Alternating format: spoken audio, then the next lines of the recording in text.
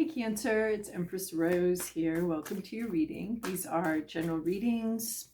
Take what works, leave what doesn't. If I don't catch your wavelength or storyline on this reading, go check your other major placements. All right. Calm down. We got a lot actually. Kind of threw itself all over here. Okay. Ooh la la. Oh my. Okay, if you have a yes or no question, now would be a time to formulate that because we got a yes or no answer.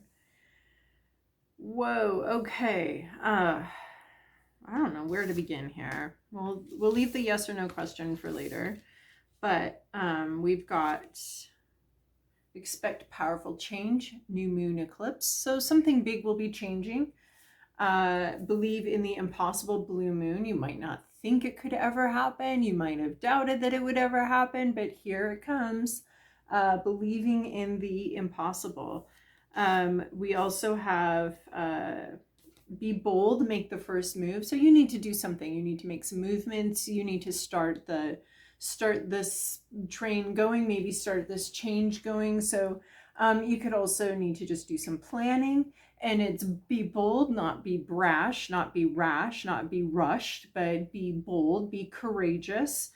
You are good enough. Don't be too picky. Don't be too humble.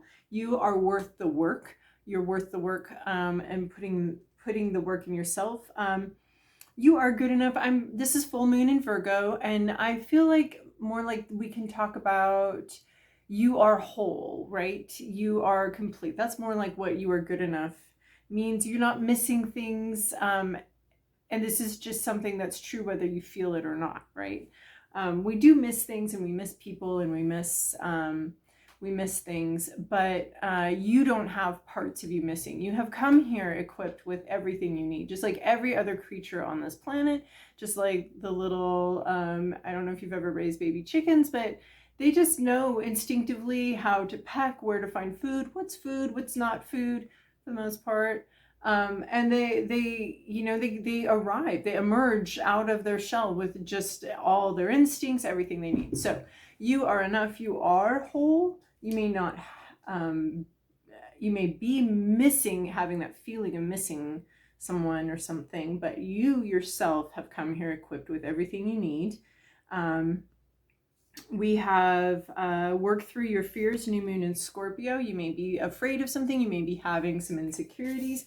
With these two cards together, I see some insecurities, worried that you can't do something, worried that you're not enough, worried that there's going to be too many complications in something, worried that that you don't have what it takes. You're afraid of, you're experiencing some anxiety and some fear about something. And this is saying, examine those, work through them. You may not be able to eliminate them in one sit down, one think through, one journaling. You may not be able to eliminate these things, but at least do the work to understand them. I mean, that's the shadow work self. We don't like to see our insecurities and our fears, right? But bringing that up and just looking at it and bringing it up with some unconditional love for ourselves. Everybody has fears. Everybody has insecurities. If you don't, you're a sociopath. So bringing those up just to look at them and understanding that they're part of who you are, and just because you do have these insecurities or whatever you are insecure about doesn't mean that you're not a whole person and you're not complete and you aren't good enough for something. Bring love into the situation. New moon in Aquarius. So Aquarius is an air sign about communication, and this is about communicating about our true emotions. It's the water bringer, though. It brings the emotion in. It talks about the emotions. So start a conversation about how you feel. This might be part of being bold and make the first move. Start a conversation about how you really feel, not how you're expected to feel, not how people want you to feel, not that, but how you truly feel, and bring love into the situation. Could be a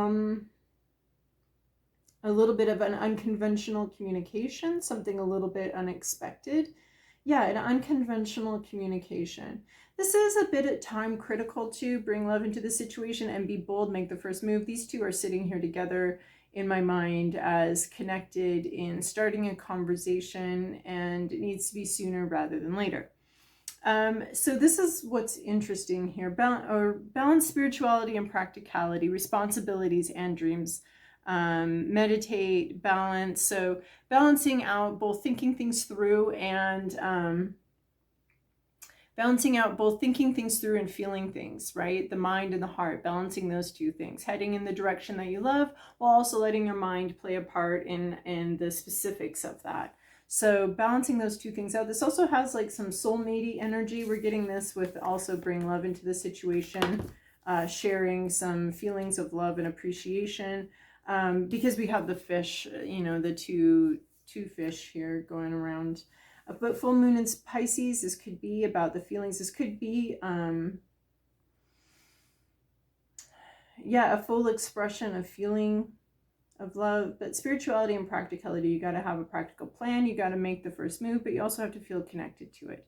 And then we have our yes or no question, which I find really interesting. We have this: expect powerful change. Expect something to change in your life and for it to be powerful with this new moon eclipse. It may seem impossible to you. You may not feel like you're good enough for it. You may have some worries and concerns and some anxieties about it that you at least need to examine. You're probably not going to be able to eliminate them, but at least look at them and accept them as part of the whole. Having some kind of conversation here about your real feelings, maybe a little bit unconventional, nonconformist. Balancing spirituality and practicality. So maybe taking some time to meditate or actually making some moves on something that you feel strongly drawn to. So all of that. And then we have no, wait, postpone, say no. So we have this sense of like starting a conversation, moving something forward. You're good enough, believe in the impossible. And then we have like this postponement. I don't really see this as a no. There's just like a lot of issues that could come in. So don't let this lightning scare you. Don't think that this is never going to happen. Believing in the impossible. So even in making some moves here, so even if this particular situation doesn't happen right now, you still need to be holding yourself in a place of expectation, a place of believing the impossible, and still initiating, coming in with your true self, making some moves here. And even if a situation, so that's what you're responsible for. The situation may not go forward, but that does not give you permission, not go forward right now, right? This storm is going to clear. Your way will be clear, possibly eventually. But so your job is to do this, and this is saying this could be an outcome. This could be something that it may need to be postponed. It may not happen on the first try, but that doesn't get you off the hook of believing in yourself, believing in great changes coming towards you. That doesn't get you off the hook for being your true self and continuing to move towards what you want. It's just, even if it doesn't happen right now, or you're on your first try, keep going towards what you want, and you are good enough. This could also be, saying no to something because it's not what you want. You are good enough. So if you genuinely don't want something, definitely say that. And yet continue to believe that the something is out there for you. It may not be this one. It says say no. So you may be turning something down or refusing to do something, and know that you are good enough, that's okay for you to create those kinds of boundaries. Working through your fears, dealing with what happens if I say no to this thing. What happens if, I really don't want to do this? What happens if I say that? What happens if I act on that? So working through those fears and anxieties about possibly saying no. I was all like, let's go, let's move, let's do this thing. But it could actually be not doing something and believing that everything's going to be okay, and believing that you're worthy of saying, that your own feelings aren't leading you astray. So if you don't want to do something, say so, your true feelings.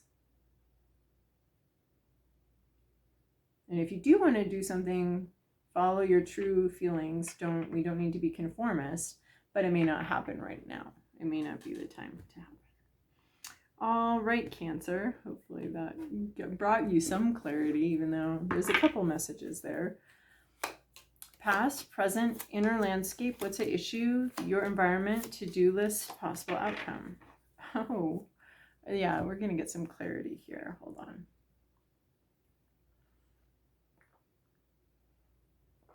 Oh, wow, the parallels here are pretty awesome. Yes. We got 8 cards on that one. We've got 7 over here, and we've got a lot of parallels. So in your recent past, we have 6 of Wands. Community support for your dreams and your accomplishments. A lot of people showed up, a lot of people trying to help here or enjoying your success. When you're successful, the community around you is successful. When you achieve what you need to achieve, let's celebrate. We have a victory parade. So we have some sort of victory in your past, some sort of, you set out to do something, you did it, and it was you were very inspired, and everyone's been cheering you on. So there's some kind of victory here, and combined with community support, other people going along with your, other people benefiting from what you've been able to accomplish and what you've been able to achieve. So some community support and victory. So with 6 of Wands is a parade. I love a parade. Yep.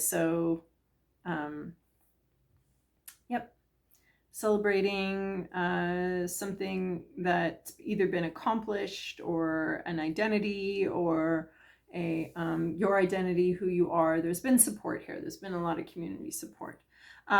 You're currently dealing with the devil. The devil is about things we get ourselves into, the temptations to get ourselves into something and then not being able to escape. So the devil card deals with contracts. The devil card deals with addictions. The devil card can also deal with mental health issues that bother us, and that we don't always have, that are not able to escape. So, this could be thought patterns. This could be this anxiety, because we have another anxiety card coming out here. So you could be dealing with some anxieties that are very hard to get away from, and you may have worked on them before but not had much success. It's something that's really hard to quit. So it deals with contracts, right? Because contracts lure us in, we want it, but then we may need to, but then they're hard to get out, like marriages and mortgages and job contracts. So you may be dealing with a contract. This could be something that you want, and you may want to not be able to easily get out of it. You could want a contract. So you could be having a contract, or you could be dealing with some sort of issue that's really hard to escape from and get away from. It kind of has you trapped. You're feeling trapped, and maybe the temptation was strong to go in that direction to get there, but maybe this is someplace that you wanted to go or do want to go, but you do understand at this point that it's not easy to get out of once you get into the situation. So again, because we're getting work through your fears, you're good enough, and we also have this reverse 9 of Swords. This could be dealing with some anxiety, and something that's sort of a mental health issue that might have trapped you, an addiction issue, right? Because we don't become addicted to things we don't like and we don't want, right? We enjoy those, and then we enjoy them more, and then we enjoy them more, and then before we know it, we have a little bit of a habit that can't be broken quite as easily. So something difficult to get out of. And then in your hopes, your fears, your inner landscape, you have King of Cups. You would like to, you're thinking about emotional maturity. You're thinking about, you're wanting to be emotionally mature, or you're thinking about someone who is emotionally mature and is able to handle the stressors of life. So this King of Cups shows quite a bit of mastery, and I don't mean mastery over his emotions by controlling the emotions and telling himself what he should be feeling. he's experiencing all of the emotions just like everybody around him is. He's experiencing this storm just like everybody around him is. But he's also being able to remain calm, being able to take all of this emotional information and absorb it, and then make a good decision about how to respond to that emotional information. Because our emotions, I view them as just another one of our feelings. It's something to listen to, just like if you're getting a sunburn, you can pick several ways to deal with that, right? You can either go put some sunscreen on, you can continue to burn, or you can get out of the sun somehow. So we've got like all our options, and our brain gets to work through those options. If our brain's been drinking or having some addiction issue, it's a lot harder to work through those options. But we don't try to change the fact that we're feeling ourselves get sunburned, right? We don't change that feeling. That's just information. So that's the same with our emotions. Our soul is giving us this information about how comfortable or uncomfortable we are, what we like, what we don't like, if something is painful or feels really good. Our soul's giving us this information, and then we're sort of deciding then what to do about it, what to do with that information. So that's what the King of Cups is. He's grounded, he's secure, he's not, whereas these feelings, these emotions, this tumultuous environment might be rocking other people and throwing other people off balance. This King of Cups is secure, safe, calm, a little bit zen. He's powerful this way. So this is something you're hoping for. I think either to interact with someone like this, or to be this person who is calm, is able to, well, not necessarily calm. It's not like King never gets upset, but takes it all in stride and comes from a place of emotional maturity and groundedness. So what's going on right now? The situation is Nine of Swords, coming out of a time of anxiety, right? Which we already have here. Work through your fears. And it looks like you are. This is you dealing with these fears, these anxieties, sort of one by one, line by line, maybe journaling them out, dealing with them. The point of the Nine of Swords, it's the nightmare card. You might be waking up from some sort of nightmare, some sort of, a lot of fears, right? He's technically safe in his bed. He's technically fine, but he has not felt fine. So in the reverse, we're talking about coming out of that time. It's a wonderful card actually in the reverse, of healing from some anxieties, some fears, waking up from something that's been a bit of a nightmare, wanting to gain more maybe mastery over these fears, over these anxieties, hoping to gain more emotional maturity. Wanting to believe more in this in the impossible, right? Because the Nine of Swords doesn't believe in the Nine of Swords doesn't believe in the impossible, doesn't believe that things can change, doesn't believe that things can be better. The Nine of Swords in the upper right is trapped in some sort of everything is awful, everything's a nightmare sort of scenario up in his head. So the reverse is that we're coming out of that. So you're being encouraged to come out of that. I mean, all of this is very much encouraging you, believing in the impossible, expecting powerful change, good changes to come in, believe that it can happen. That's all part of coming out of this place of anxiety. And I'm also seeing this No card is connected to this Devil card. If this is some sort of addiction, or I don't want to say just say no, but it is, right, because it's a long process to say no, but saying no to something that keeps you trapped, addicted, some kind of habit.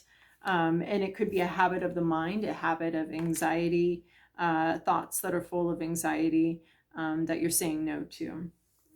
In your environment, you have Queen of Cups. So this could be male or female. This is probably a person. We have, oh my gosh. Okay, this could really be a relationship card, because a relationship reading for some of you, because we have full moon in Pisces, right? This soulmate energy, and we've got this King and Queen of Cups here. We've got a match set here. We also have bring love into the situation. So you could be really afraid, and that fear could be controlling you and keeping you from talking to someone or making a move or approaching someone that you feel deeply emotionally connected to, because this could be you on the inside, seeking that emotional equilibrium and that balance. You could be coming from a time of negativity, and this could never happen, into more of a time of believing that it could happen, right? And then you have this Queen of Cups. So this could be male or female, but this is someone who has a lot of emotion, a lot of feeling. They are exploring how they feel. They're figuring out. They don't share it. They're not sharing how they're feeling right now. They want to share. They're thinking about sharing. That's the ideal. But right now they're sort of internal. They're dealing with how they feel and what they feel. They too have this cup here. Geez Louise, this is amazing. They too have this cup here, and they you know, full of emotion. They have this journal full of emotion here, right? I was actually talking about journaling in this one, like journaling out and in working through your fears. If you don't journal, now might be a time to at least explore the possibility of doing that, just to be able to get things out, and then you can read it back and kind of see where you want to shift your own thinking on things, right? Because this is thinking. This is a thinking-based anxiety, because it's in the sword. So it's a thinking-based anxiety. It's in your mind. So getting those thoughts out and then looking at them and being able to question them yourself, and being able to move your own mind closer to more of a place of being able to handle all of the emotions and all the feelings. So anyway, this Queen of Cups, this could be someone that is already journaling. The queens are inwardly focused. She's very focused on how she feels, and she might have, you know, some very strong feelings here. We typically think of the Queen of Cups as love. So we have the King of Cups. We have the Queen of Cups. And so what do we have here in your to-do list? We have the Lovers. So the Lovers could be this soulmate-y energy, right? We've got quite a bit here about a relationship kind of situation. But the Lovers also talks about a choice, right? And we've got this Devil card here. This Devil here prevents a free choice, right? Our addictions and our contracts, whether we chose them or accidentally fell into them, prevent free choice. But sitting right underneath that, you know, we're not able to, because of our contracts, our commitments, and our addictions. The Devil is anything that prevents us from moving freely and going towards what we love freely, or going towards being able to really follow our heart. There's something that ties us down, and it can feel like torture a little bit. But in your environment, not in your environment, your to-do list, the Lover's card. The Lover's card always talks about a choice, a decision. We have Adam and Eve depicted in the garden here. What are we going to do? What choices are we going to make here, right? The crucial, the legendary crucial choice. What are we going to do? So are we going to allow ourselves to be ruled by love? The things that we love, the things that draw us forward, the things that pull us to life? Or are we going to stay in some sort of stilted, confined situation that makes sense and is logical? There's something about what we love sometimes that's so illogical and so outside of logic. Don't even apply the logic here. This is beyond that. And then this asks us, what are you going to do? How are you going to move forward with your life? Are you going to move towards things that could make you come alive? Or are you going to continue to conform? There might be good reasons for one or the other. There's rarely good reasons. The choice that brings you alive is often very unconventional and illogical. So there's a decision before you to make. How are you going to feel your life? Are you going to move towards things that make you come alive and feel really good? Or are you going to attempt to conform to expectations, spreadsheets, checklists of, I said I wanted this and this and this in another person. This person doesn't tick those boxes. So what's going on here? But yet there's something that makes me come alive. And we want to be careful with that, because sometimes that can be like a familiar destructive pattern that makes you feel at home with someone, or it can make you come alive. Although the thing that can make you come alive can be very terrifying because it could be different from some of the destructive environment that you've come from. So the thing that makes you come alive can sometimes be a little bit more terrifying and scary, and you can end up saying no to it because it's so unusual for you if you're coming from a more abusive background or a difficult background. So the Lover's card is, you have a choice before you, or how are you going to live your life? I mean, this is one choice. It's not the whole thing, but it's part of the whole fabric, right? It's part of the whole tapestry of your life. Which way are you going to go here? Are you going to move towards something that excites you, or are you going to stick with something that's logical and explainable and makes sense? And then where you're headed, Death card, major transformation. We've got the Lily here, right? Expect powerful change. This is what it is. Expecting powerful change. And this decision card could be bold and make the first move, but expecting powerful change. This is a very powerful change. This is an old life, an old you passes on, and you become a new person. So you might end up having to lose something in the process, and losing yourself could be one of those things, or losing the way you've always done things, or losing something that feels familiar and safe, and having that huge change as you head off into something that's unfamiliar and yet really has caught your attention and makes you come alive. But makes you come alive, right? We've got the Death card. So first we've got to end something. We do have the Lily of Resurrection, though, that promises a new beginning. So there could be a big ending coming in here for you. It's not a big ending, right? These are on a scale of 1 to 10, but something ends here. We're talking about a powerful change, big transformation. There's assistance here as this ends. It's a very gentle ending. It doesn't have to be a brutal ending or a rough ending, but there's something